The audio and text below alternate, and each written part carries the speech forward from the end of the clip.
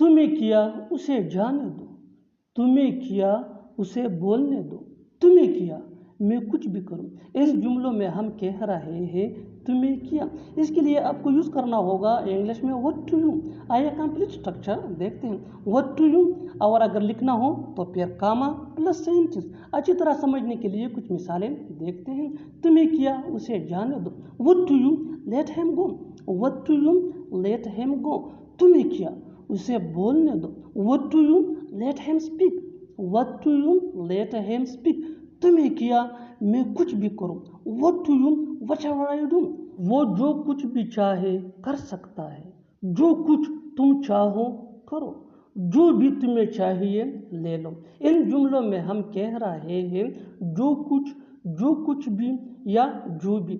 इसके लिए आपको यूज़ करना होगा इंग्लिश में व्हाट एवर। आइए कंप्लीट स्ट्रक्चर समझते हैं। Sentence plus what ever plus sentence. What ever ये शुरू में भी यूज़ हो सकता है। अच्छी तरह समझने के लिए कुछ मिसालें देखते हैं। वो जो कुछ भी चाहे कर सकता है।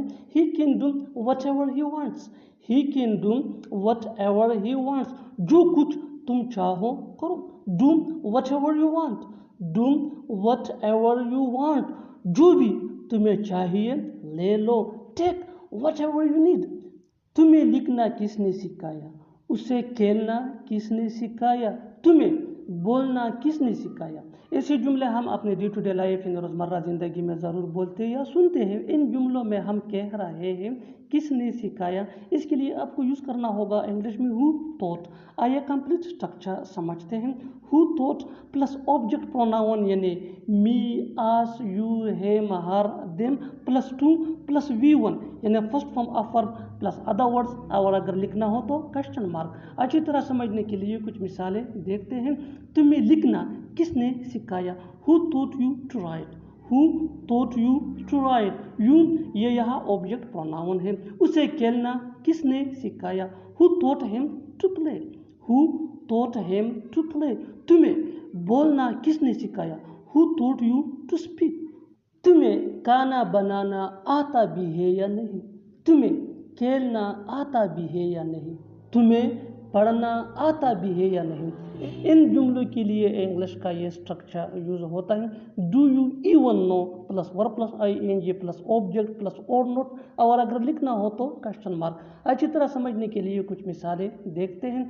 तुम्हें खाना बनाना आता भी है या नहीं, do you even know cooking food or not, do you even know cooking food or not.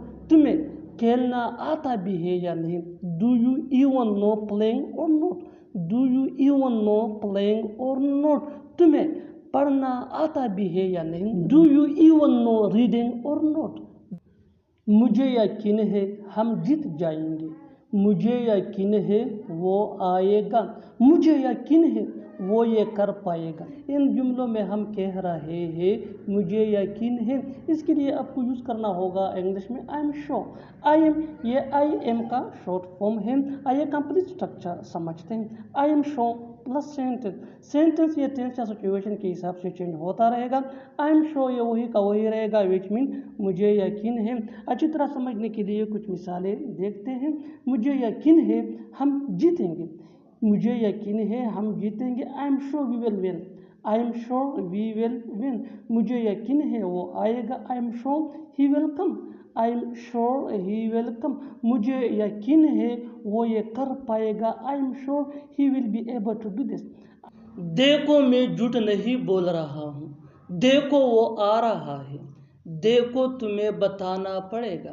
ऐसे जुमले हम अपने डे टू डे लाइफ इन रोज़मर्रा ज़िंदगी में ज़रूर बोलते या सुनते हैं। इन जुमलों में हम कह रहे हैं देखो। इसके लिए आपको यूज़ करना होगा इंग्लिश में सी।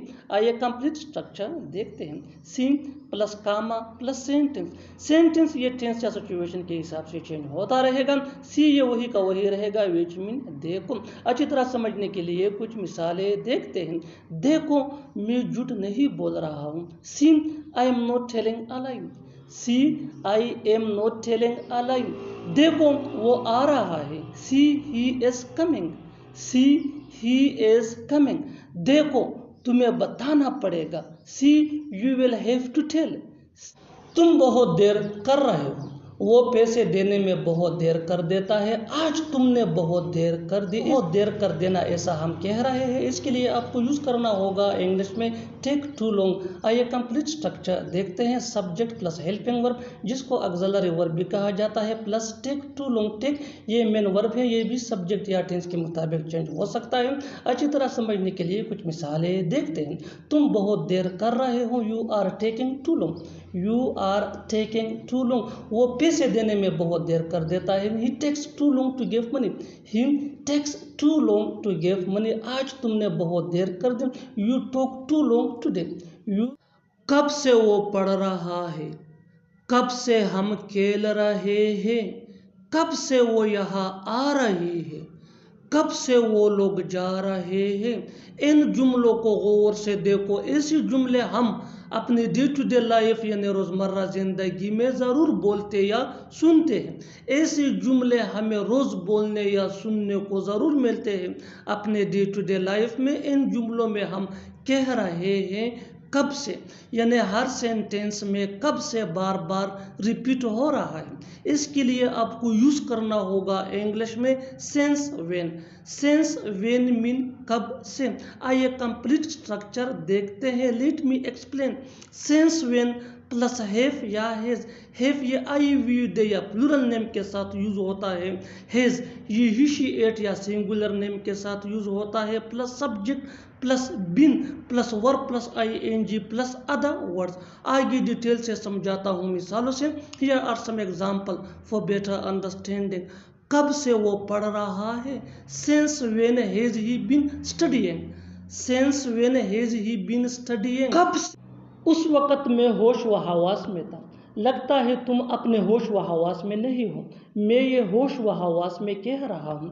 ऐसे जुमले हम अपने डे टू डे लाइफ यानी रोज़मर्रा ज़िंदगी में ज़रूर बोलते या सुनते हैं। इन जुमलों में हम कह रहे हैं होश व हवास में। इसके लिए आपको यूज़ करना होगा इंग्लिश में एन राइट माइंड। आइए कंप्लीट स्ट्रक्चर अब देखते हैं। Sentence plus in plus possessive adjective यानी my, your, his, her, their plus right plus mind. अच्छी तरह समझने के लिए कुछ मिसालें देखते हैं। उस वक़्त में होश व हवास में था। At that time I was in my right mind. At that time I was in my right mind. My ये पोजेसिव एडजेक्टिव है। लगता है तुम अपने होश व हवास में नहीं हो। I think you are not in your right mind.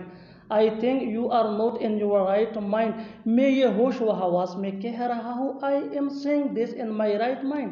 I am saying this in my right mind. बिल्कुल हम स्ट्रक्चर को स्टेप बाय स्टेप फॉलो कर रहे हैं। आप भी स्ट्रक्चर की मदद से सीख सकते हैं, बना सकते हैं ऐसे बहुत से जुमले अंग्रेजी जुबान में आसानी से। That can be really helpful.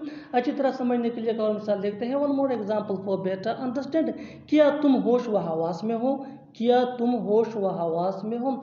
Are you in your right mind, are you in your right mind. और आखिर में ये सेंटेंस आपके लिए कमेंट सेक्शन में इसका जवाब ज़रूर देना। वो होश व हवास में था, वो होश व हवास में था। Subscribe to English PS for more advance English sentence structure. Thanks मानना।